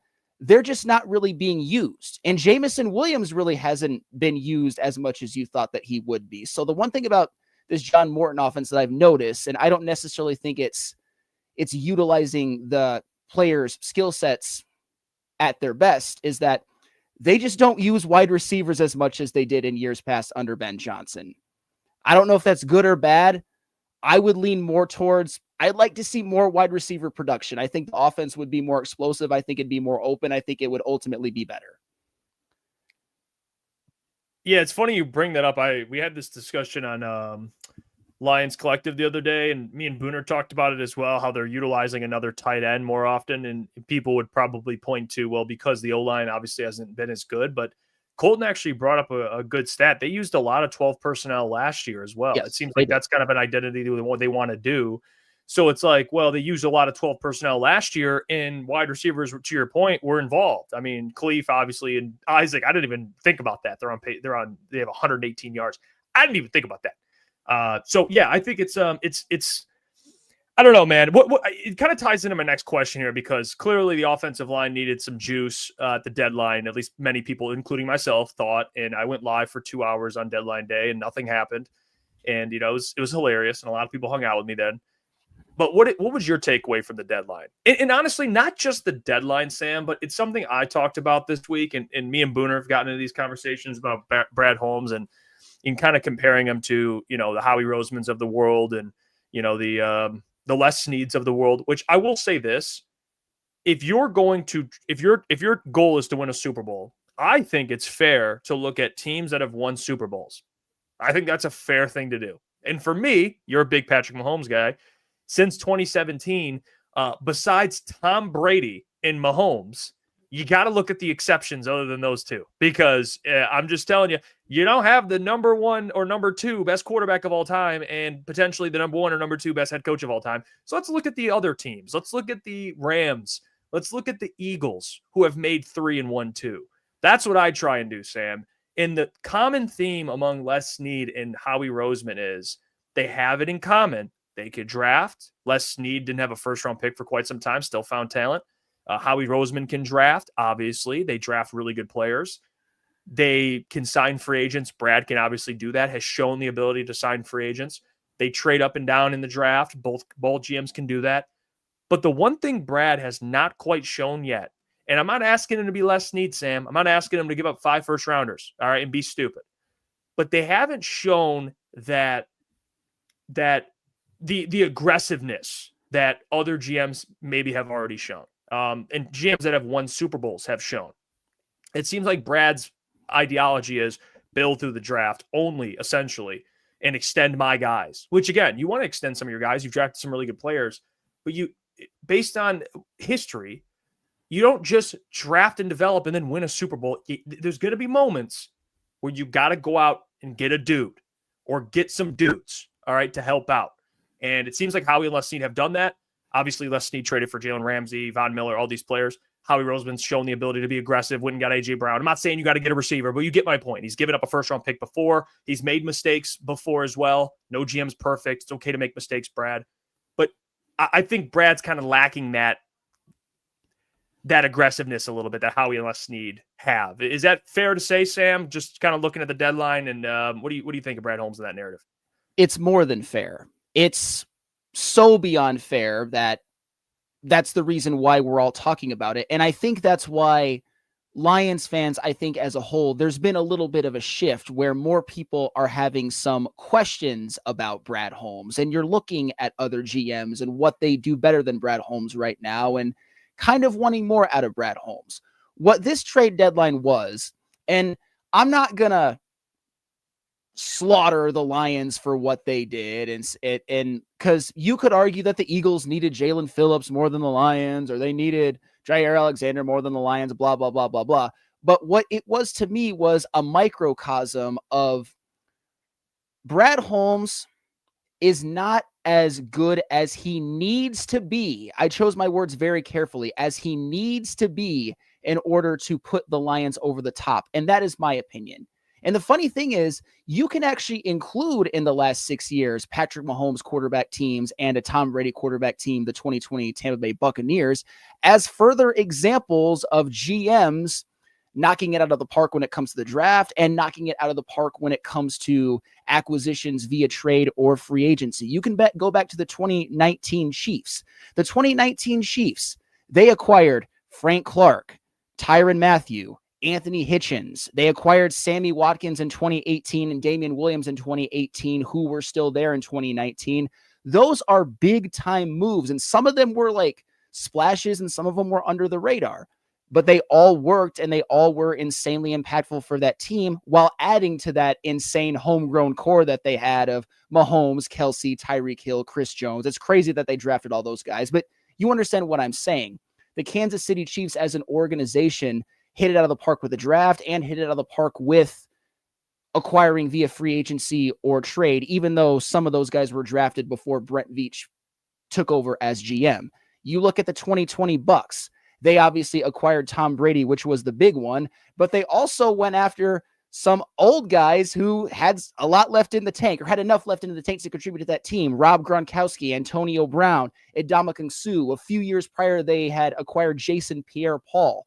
And all of those guys were very impactful on that team, which had a homegrown drafted core of guys like Devin White, Levante David, Mike Evans, Tristan Wirfs, and Antoine Winfield Jr. were their rookies that year, who they drafted in 2020. Jason Light did a great job with that. You look at the 2021 Rams, probably a big one when it comes to acquisitions via trade or free agency. Obviously, Matthew Stafford, Jalen Ramsey, Von Miller, Odell Beckham Jr. midseason, but you also got to look at a guy like Sony Michel, who ended up leading that team in rushing yards, and they added to a core of drafted guys that were like Cooper Kupp, Aaron Donald, Jordan Fuller, Van Jefferson, Tyler Higbee. I could go on and on and on. I'll do the Chiefs and the Eagles. Let me do the Chiefs and the Eagles, and then I'll throw it back to you guys. The 2022-2023 Chiefs, after a lot of the guys on the 2019 team, they kind of had to reset and reload a little bit. For those teams, they acquired Juju Smith-Schuster, who was only there for 2022. Orlando Brown Jr., who was only there for 2022. They had acquired Joe Thuney a year prior to that. Justin Reed, Marquez Valdez-Scantling. And then in 2023, they acquired Charles Omenihu, Mike Edwards, Drew Tranquil. And to that point, they had replaced some of the guys to their homegrown drafted core and gotten, you know, guys like Creed Humphrey, L'Jarius Sneed, Trent McDuffie, George Karlaftis, Nick Bolton, Isaiah Pacheco, Rashee Rice in just 2023. And then most recently with the Eagles, they had acquired for the 2024 season, they had acquired A.J. Brown via trade, I think in 2022. And that was a big move. Saquon Barkley was a power move. Zach Bond was a power move. A few years prior, they had acquired Darius Slay. And then even a guy like C.J. Gardner-Johnson, who I hated in Detroit, I can't deny he was a great acquisition for the Eagles for that 1 year. He led them in interceptions. But also when it comes to Howie Roseman, a great homegrown core of drafted players, Jalen Hurts, Lane Johnson, Jordan Mailata, Devontae Smith, Josh Sweat, and their rookie corners, Quinyon Mitchell and Cooper DeJean. My point is that when you're looking at organizations who have won recent Super Bowls, the Chiefs, the Eagles, the Bucks, the Rams, their GMs, you know, Jason Light, Brent Veach, Les Snead, and Howie Roseman have really mastered the art of being excellent drafters, pretty much on par with Brad Holmes, by the way, but have done a better job of acquiring talent via other means like trade and free agency. Brad Holmes, I'm not saying he's done nothing. That'd be stupid of me to say because he's made some power moves as well. But I think he needs to be better moving forward for the Lions to achieve their ceiling and get that elusive Lombardi trophy that all of those organizations I mentioned prior have. Flannel, I think you brought nothing but facts there. Usually you have stats. You had some facts there. I like it. We talked about that all week with making those moves and how Super Bowl winning teams do. I don't know if you've heard the conversation around Lions. I'm sure you have around Lions Twitter and Lions fans. There's a lot of Lions fans right now who don't think that this team is any longer a Super Bowl contender. And that Brad, if he would have made a move, maybe would have made them a Super Bowl contender. Where do you stand on that? Are you still confident they can win a Super Bowl? Because it feels like there's like half the fan base fell off the edge, and they're like, "Hey, we're no longer on board with this. We don't think they can win the Super Bowl. They're punting until next year for not making a move at the deadline." Where are you at with that? Well, I still think they can win a Super Bowl, but this is where I will shift the conversation because I've already talked a lot about John Morton. Let's talk about the offensive line because I think this is something that could prevent the Lions from winning a Super Bowl. They downgraded big time, at least for this year, and it just is what it is. They lost Frank Ragnow, and this year they've had Graham Glasgow starting there, a guy who, let's face it, has been a part-time center throughout his career and a part-time guard. And say what you want about PFF, this season he's been the 27th ranked center in all of the NFL. Big downgrade from Frank Ragnow, as we knew that he would, but that's just going to happen when a legendary Hall of Famer like Frank Ragnow retires. They also lost Kevin Zeitler, who was probably a top 5 guard last year. Quite frankly, he was awesome. And you've had Tate Ratledge, who's been a solid rookie, but still had some inconsistencies. You've had Christian Mahogany, who's been a solid second-year player, but kind of having rookie-level snaps. But he's now out for maybe the season. So that's a question mark. Taylor Decker this year, he looks beat up out there. Every single week that he plays, it looks like he takes on more and more attrition. And when you just look at the numbers or the metrics, and again, say what you want about PFF, but I know what my eyes tell me, and I know what PFF confirms. Taylor Decker is having his worst graded season of his life this year, according to PFF. Obviously, Panay's Panay, he's been super dominant, but the O-line has been such an engine of this team and a unit that we have all been so privileged to be like, this is the best offensive line in the NFL. We could last couple of years say it with our chest, have everything in the world to back it up, and it just made the offense run so smooth. And this year, they don't have it. And I don't think they're going to get it to the level that it's been the last couple of years. I just don't think they have the personnel to do that or enough good veterans. You know, Tate Ratledge is going to do some rookie things. We all know that. Mahogany's now out. It's not looking super ideal. So to me, the reason I mentioned the O-line is I think that's actually the number one thing that could prevent the Lions from winning the Super Bowl and achieving their goals. And I think it's probably, if you asked Lions fans, the top thing that ultimately concerns them, because we know what we've watched the last couple of years, and it is just not the same. It's not horrible, but it's kind of closer to the middle of the pack than the top. I mean, am I crazy for saying that, the O-line this year, especially now moving forward with Christian Mahogany out? It's closer to a mid-offensive line than an elite one. Hate to say it, Panay's still awesome, but it just is what it is. Yeah, Flannel, I want to ask you over the next stretch of games, kind of, and we'll talk about the Commanders game in a second here and get your thoughts on it. But just the rest of the schedule in the NFC North, you have the Bears, they're 5-3, Lions are 5-3, Packers, they have that tie, so technically they're still hanging on, they're in first. But what have you kind of made of this division? The Vikings are now at 500. You lose this week by some miracle, and the Vikings win, you're tied with the Vikings all of a sudden, and they have the tiebreaker. What have you kind of made of this NFC North division and your confidence of the Lions will go back to back to back winning the NFC North?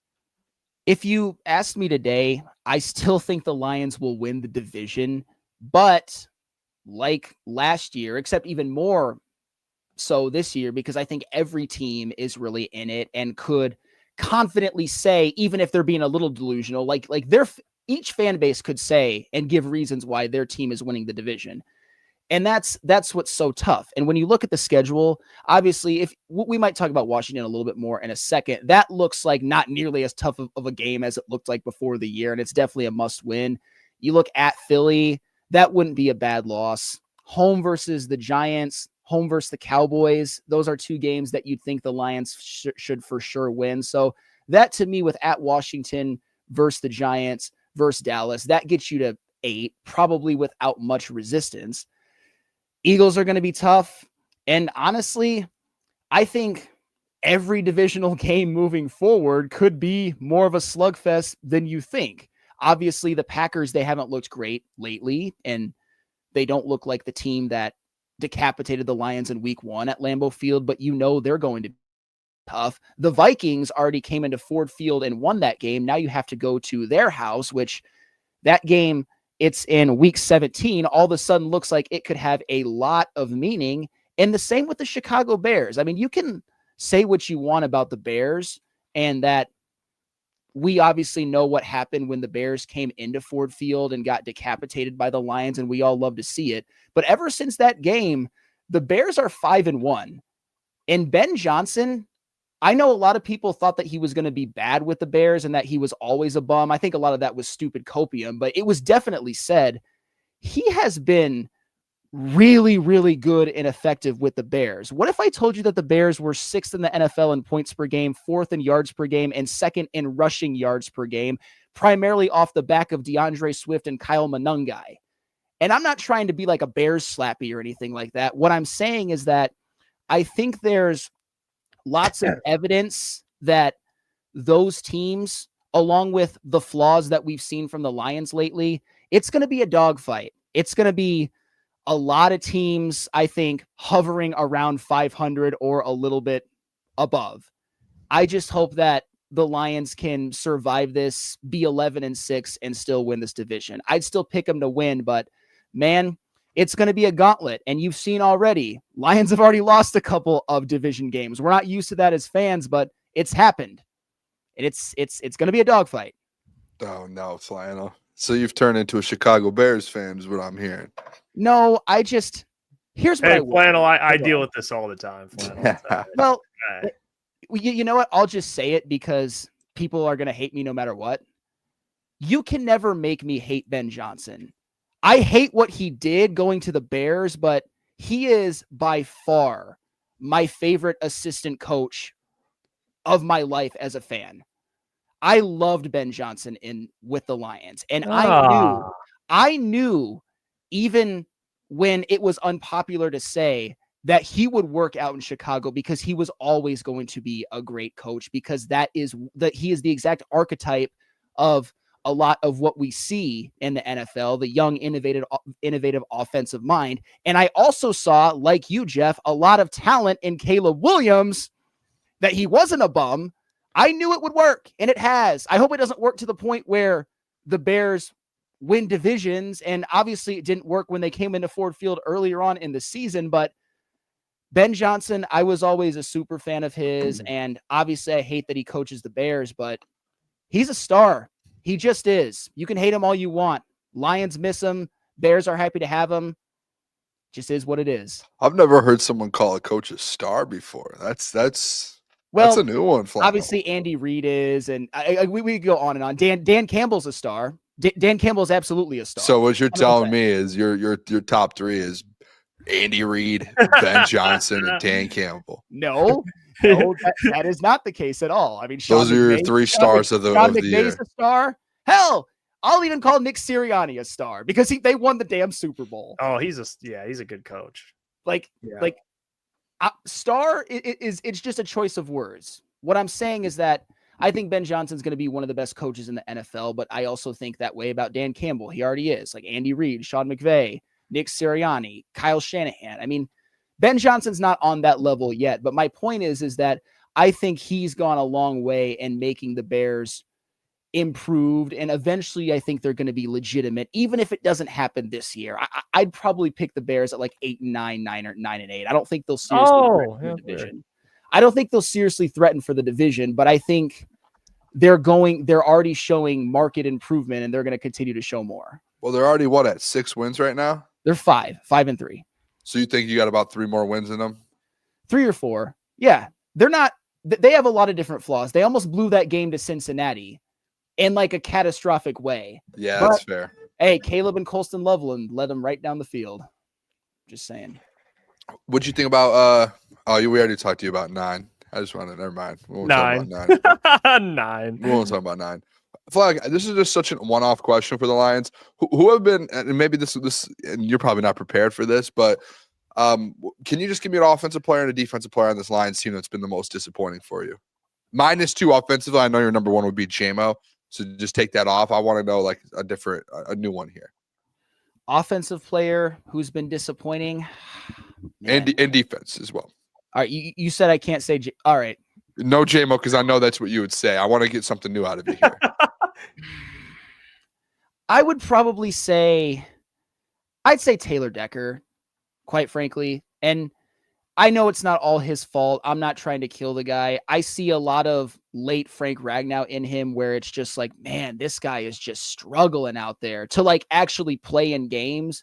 But as I said before, he's having, by PFF grade wise and my eye test wise, the worst season of his career in a time where you really need him to be better, even if he's not capable of that in his older age, although it's not old for real life, but older for a football player with a lot of mileage. In terms of defensive players, see, I'm not that down on the defense. Honestly, I think the defense has been relatively fine. So there's not one I can think of that's really disappointed me. I'll use a really cop-out answer and say Marcus Davenport. Not that I had a lot of expectations of him, but there were minimum of 4 games played. Final. No, because he tore his pec and they just didn't want to say. It just is what it is. And the only reason I'm saying that is because after the Marcus Davenport thing happened, and I think a lot of this was copium, a lot of Marcus Davenport slappies just popped out of nowhere and were telling everybody how this is the year. It's not the year.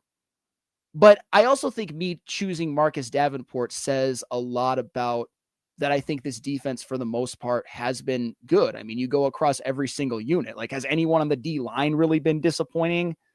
I don't think so.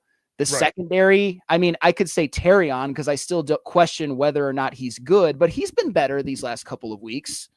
And my expectations of him weren't super high. Obviously, DJ Reed's been hurt, and that's been disappointing. But I guess if I had to choose, I'd say Marcus Davenport. Yeah, I think that's fair. It's funny that Davenport's coming back, and a couple people are like, wait, what? He's coming back? I mean, you don't even really notice because AQM's playing so well. But yeah, you're going to have Marcus Davenport back. Hopefully he gives you something. I'll say that. What do you think of Miles Frazier? Have you checked him out at all? You pumped up for a potential Miles Frazier return by the end of the year? Yeah, I mean, they need him at this point. I wish that it wasn't a necessity and that Christian Mahogany ended up being healthy, but It's the rookie now, Flannel. It's on the rook. No, I liked the pick at the time. I thought that he was underrated and probably underdrafted. I thought it was going to be a bit of a steal, kind of like how Christian Mahogany was the year before at LSU. I mean, I don't think he allowed any sacks or just like one or not very many, if any. But at the same time, when you're talking about rookies, and you've seen this from Tate Ratledge, and you're certainly going to see it from Miles Frazier, because I don't think he was as good of a prospect. I really like Tate Ratledge as a prospect. You're going to see some growing pains, and especially considering he hasn't been healthy and he's got to ramp up in that regard as well. I hope that it works, but man.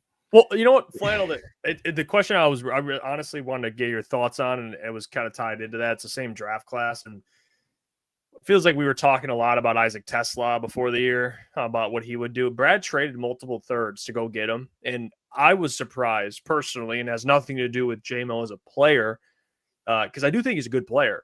I was just surprised. I'm just looking at it from like Brad's perspective, that you would trade up to get a guy like Isaac Tesla that you really like, and obviously see a lot of great traits in. But then you extend J-Mo. So it feels like Isaac's role, he's going to be a wide receiver 3 for the rest of his career. I mean, or at least for the rest of his contract, which doesn't really you're never really going to see the potential of Isaac unless there's an injury. I don't know. It just didn't make a lot of sense. Like, if you're going to keep J-Mo, you could probably just get that production from like a Tim Patrick. You just go and sign. You just go sign a guy to get 400 yards. But they really liked Isaac. But it seems like this year, and with the J-Mo extension, it just hasn't really came to fruition. But they have mentioned they want to get him more involved. But what have you kind of made of that whole scenario, the Isaac Tesla stuff? I didn't love both at the time, because I kind of agreed to some extent with you. I didn't necessarily agree with extending J-Mo and trading picks for Isaac Tesla. Although you could say that third round rookies, they're still a little bit of a crapshoot, even if you're high on Isaac Tesla. But at that point, I would just say, let J-Mo play it out for another year. Yeah, you got him for 2 years. That's really what I was surprised by. And that's not neither here nor there. what really, I think, validates what you're saying and has been kind of puzzling to me is let's just put this out there. Isaac Tesla, when he's been targeted and when he's been on the field, he's flashed a couple of times, made some plays that, the play he made against Green Bay was in garbage time, whatever, but the play he made against the Bears was big. Had another touchdown at Cincinnati. You've seen him and you see that he has ability. Why I'm mentioning that is that they did all of that, but then in the season, they're not involving, and this is where I blame John Morton, they're not involving the wide receivers that much. I mean, the only one that's getting his is Amon-Ra. Everybody's production, including JMO, including Tesla, including Khalif Raymond, has been less, and in some cases significantly less than I think any of us thought. So you extend JMO and you compensate others, not get compensated. You compensate others to get Isaac Tesla. And when I'm seeing this offense, I'm kind of like, why'd you do that now? Did you really need to do all that? You could have maybe kept JMO under his contract and then his 5th-year option and saw what this offense was going to look like and saw what Isaac Tesla was going to turn into. I mean, that's my honest thought right now.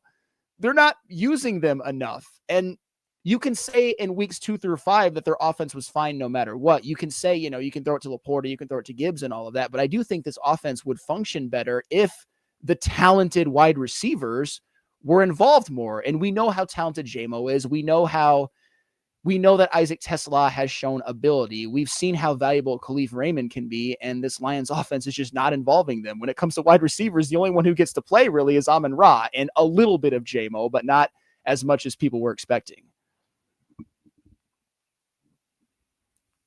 Go ahead, Boom. Oh, your mic's muted.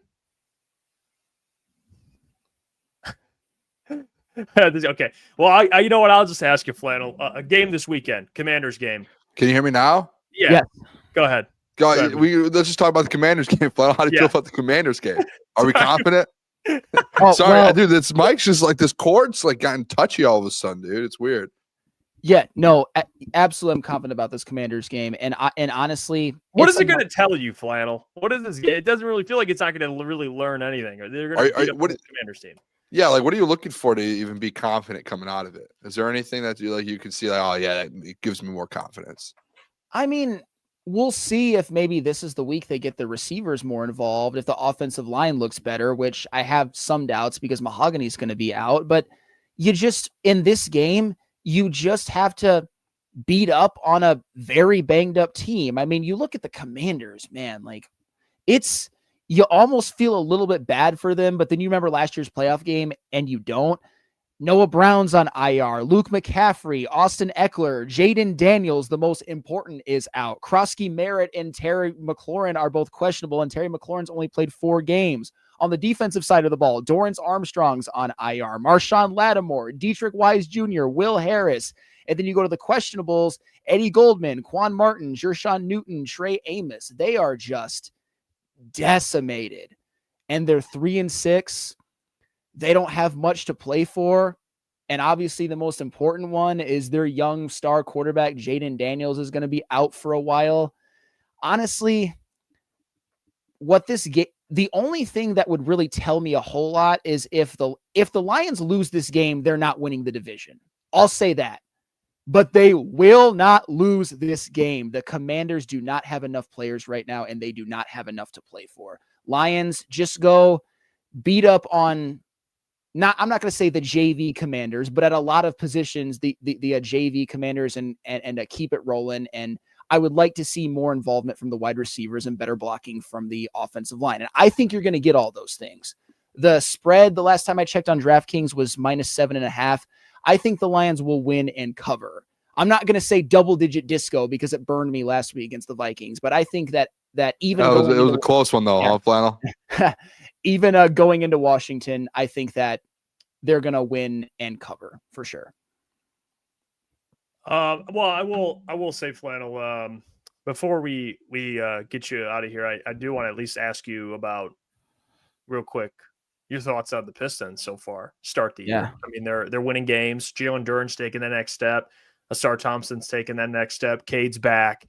What have you kind of made of this Pistons team? I know Malik Beasley's out there somewhere waiting on his return, but what have you made of this team so far? It seems really fun to watch. Isaiah Stewart's been really good off the bench. What have you thought of this Pistons team, Flannel? Yeah, off the bench and as a starter too in the last couple of games with more minutes than he got last year. But yeah, you pretty much hit everything that I was going to hit on. In these last 4 games, Cade Cunningham has really turned it up, and he's been an absolute monster. I mean, you look at 3 30-point games, 2 of them being 30 points and 10 assists. And in the one game he didn't get 30 points, he had 21 points and 18 assists. He has been MVP Cade in these last 4 games, and he hasn't turned the ball over either. In the last 4 games, averaging 1.8 turnovers per game, and he's shooting 50% from the floor. So Cade has really turned it on to look like an MVP these last 4 games after a bit of a slow start. In these last 4 games, they're 4-0. You mentioned Jalen Duren, averaging 18 and 11, career high in points per game, only in 8 games, but still he's had a couple of monster games as of lately. And it looks like he's taken a step. Asar Thompson, career highs across the board, career highs in minutes, being that defensive menace that he's always is. Isaiah Stewart giving you 12 and 7 and 2.4 blocks, being that height on 25 minutes per game. I feel like I still have to apologize to Isaiah Stewart because I know I had arguments with you, Jeff, about him where I wasn't for him and you were, and I've completely submitted to the Isaiah Stewart fan club now. He's been awesome. He was awesome in limited action last year. He's been awesome this season. He's even shooting the 3-ball effectively again. While maintaining everything else that he does well. And Ron Holland, I mean, we got to shout it out to him. Last year, he was very effective in limited minutes. He obviously had some deficiencies in his game, but this year with more minutes, he's giving you 10 points a game. He's shooting 35% from 3 on low-ish volume, but still 48% from the floor, 88% from 3, just been an absolute spark plug. He's always been a per 36 monster, and now he's getting more minutes and more action. You've seen leaps from a lot of the guys that you needed to see leaps from. We mentioned Duren, we mentioned Ron Holland, we mentioned Asar Thompson. We've seen Cade play like an MVP in these last 4 games, and we've seen Isaiah Stewart play the best basketball of his life on a team that is winning in large parts because of how he's contributing. I really like what I've seen from this team thus far, and it's really just the homegrown guys. Haven't gotten a ton from guys other than the homegrown guys, but It's been enough so far. Will it win them a championship? I don't know, but I'm enjoying the ride right now. First step, having a better regular season record, getting better seeding, winning a playoff series. I think they can absolutely do that. No question about it. And maybe more in an East that, is, I wouldn't say wide open, but there's some injuries. They could make some noise this year in the East. Not predicting them to come out of it or anything, but like what I've seen from this Pistons team. Can we talk Michigan football? How do we feel about last Saturday and moving forward here? Has our confidence level changed at all, up or down? So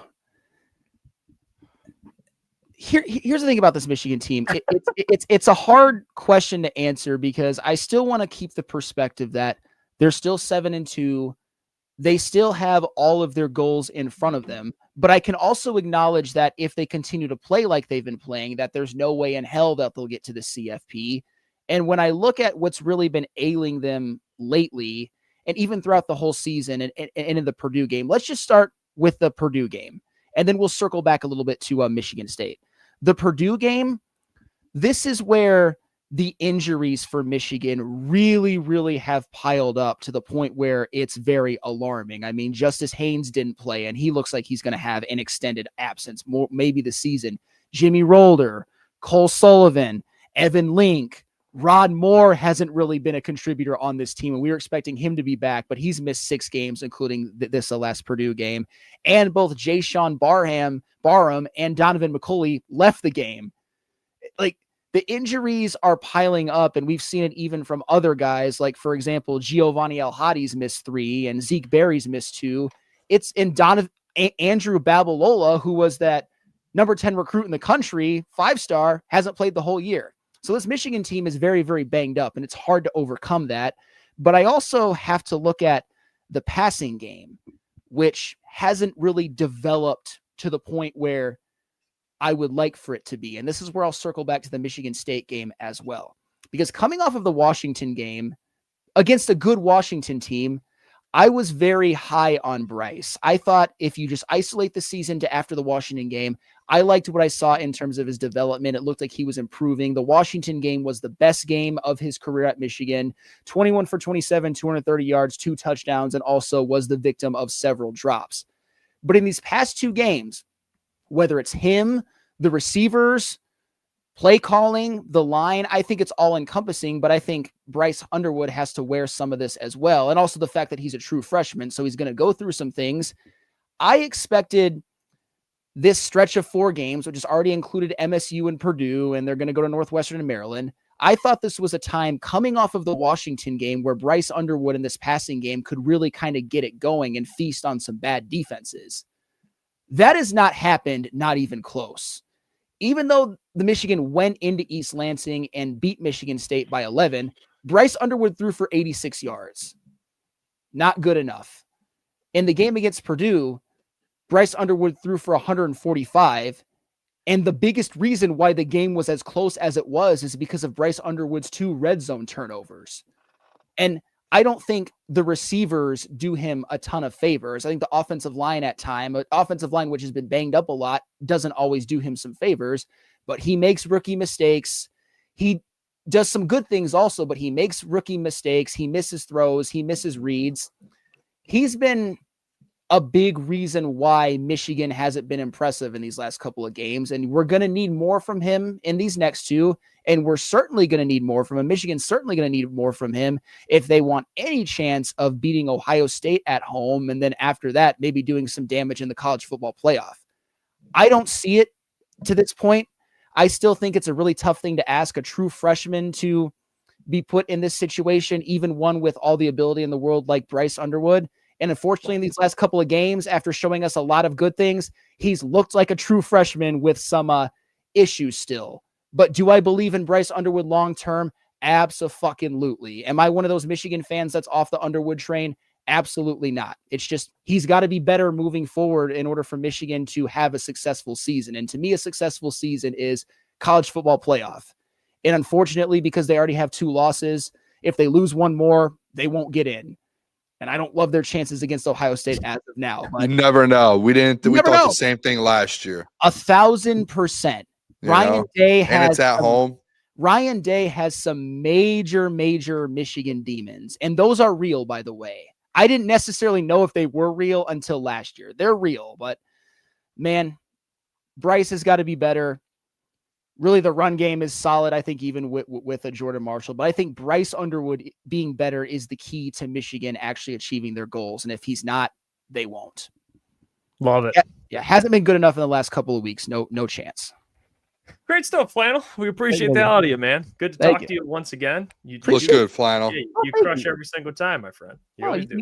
You guys crush all the time. I had a lot of notes. I'll just say that a lot of stuff to refer to. Yeah, no. Yeah, we love it, Sam. We'll talk to you next week, my friend. You stay busy out there. Hopefully, we can talk about a win next week. We'll see. Hopefully. Have a good rest of your show. Have a good rest of your week. There you go, Sam Flannel. Appreciate it, Flannel. One and the only. Joining the fellas, talking some ball. We got about 15 minutes left. We got our power rankings, top 10 Thursday. Which, by the way, you're gonna love mine. You're gonna love mine this week, Boone. You better be taking your blood pressure medicine because you're gonna see mine and shit bricks. What'd you do? You're gonna shit bricks, Boone. I could go first. I could just show you mine off the rip. All right. So let me get this on. So for those in the comments, we do our top 10 Tuesday. Obviously this week, a lot of stuff happening. So we moved it to today. So it's top 10 Thursday. So let's get into it. All right.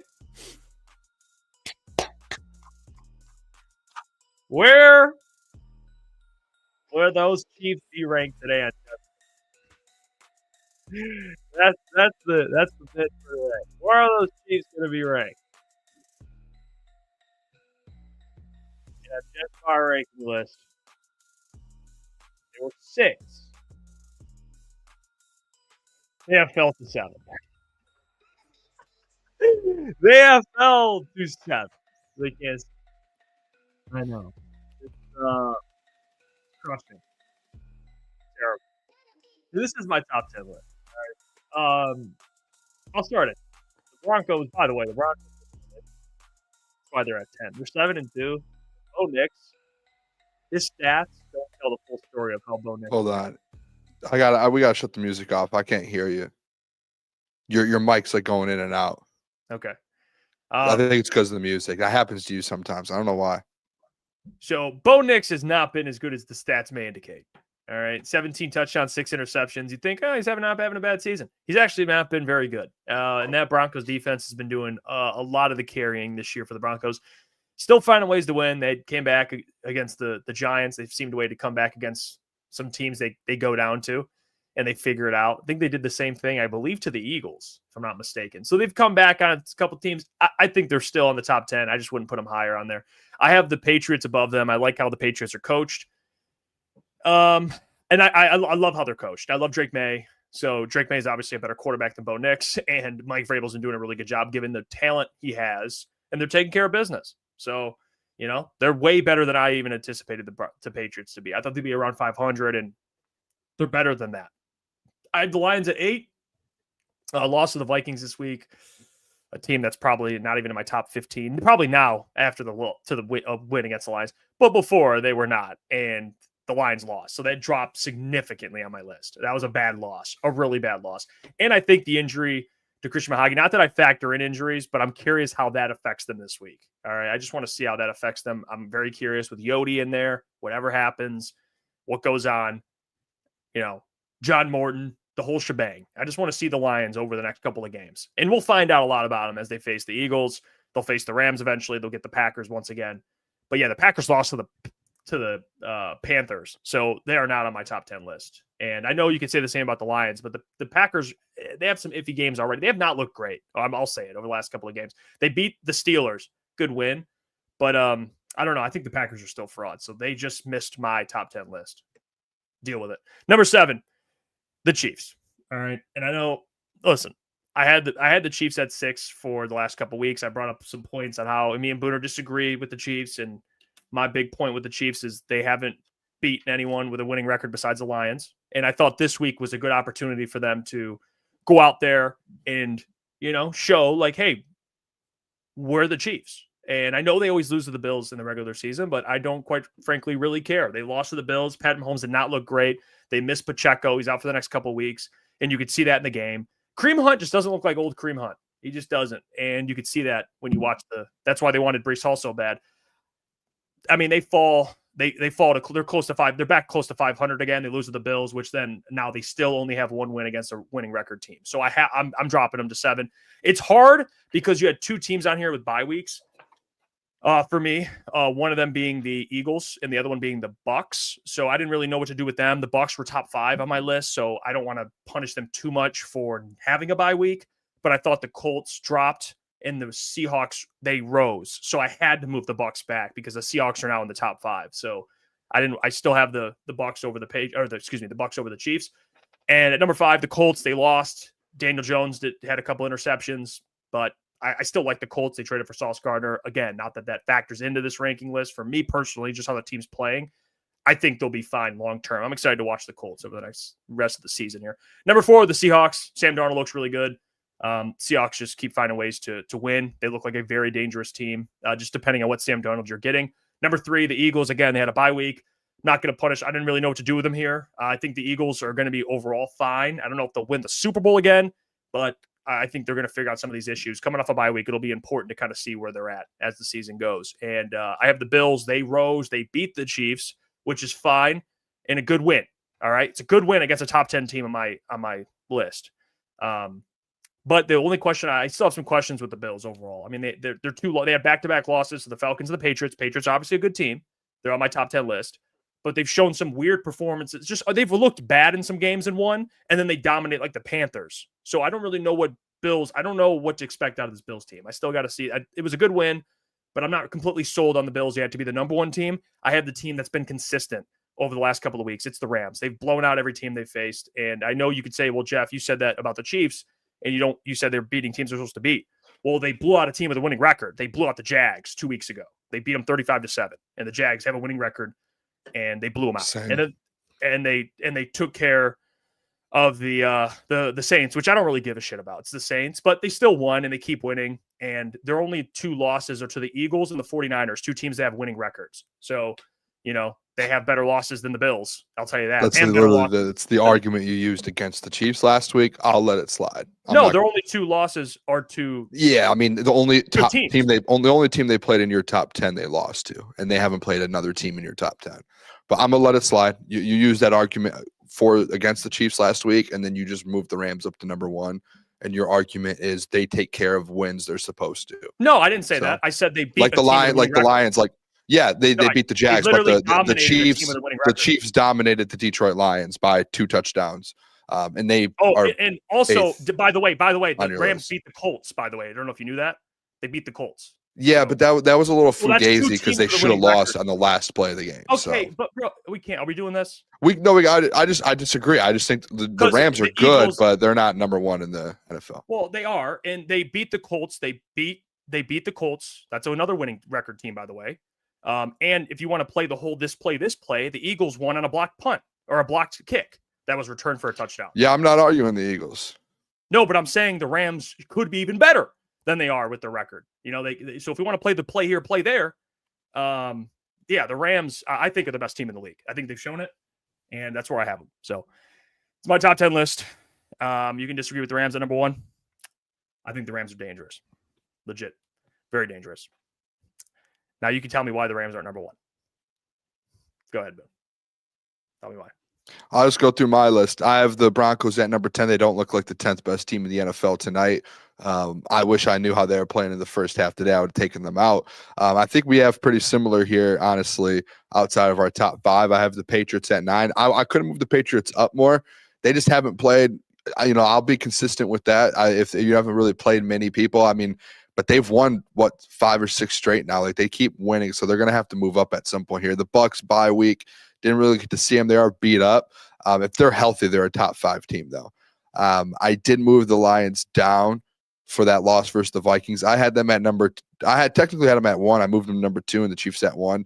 But I moved them all the way down to 7. I think that loss was worse than most losses this week outside the Packers. The Packers loss was brutal and they're outside of the top 10 because of it.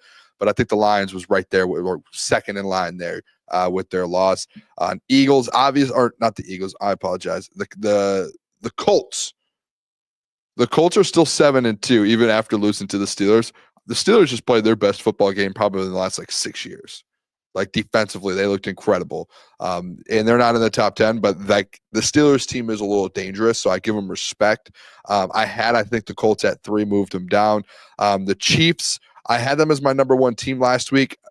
They're still one of the best teams in football. They just ended up playing the Buffalo Bills, and that was probably just a juggernaut of a matchup. With all respect to the Bills for pulling that one out. The Seahawks, I almost put the Seahawks at number 2. I think the Seahawks right now, I know I have them behind the Rams and Eagles. Like you can argue right now the Seahawks are the best team in the NFC, and I wouldn't bet not. Like their defense is incredible, like insane. That defense just keeps getting better and better. Sam Darnold's been playing really good football. And this Seattle team, I know they're not playing a bunch of great teams, but they are dominating every team it feels like they've played, like suffocating teams. It's actually really fun to watch too. If you haven't watched the Seahawks team, like I recommend you watch them. JSN is unbelievable. They've just been really good all around. Then I have the Rams and then Eagles there.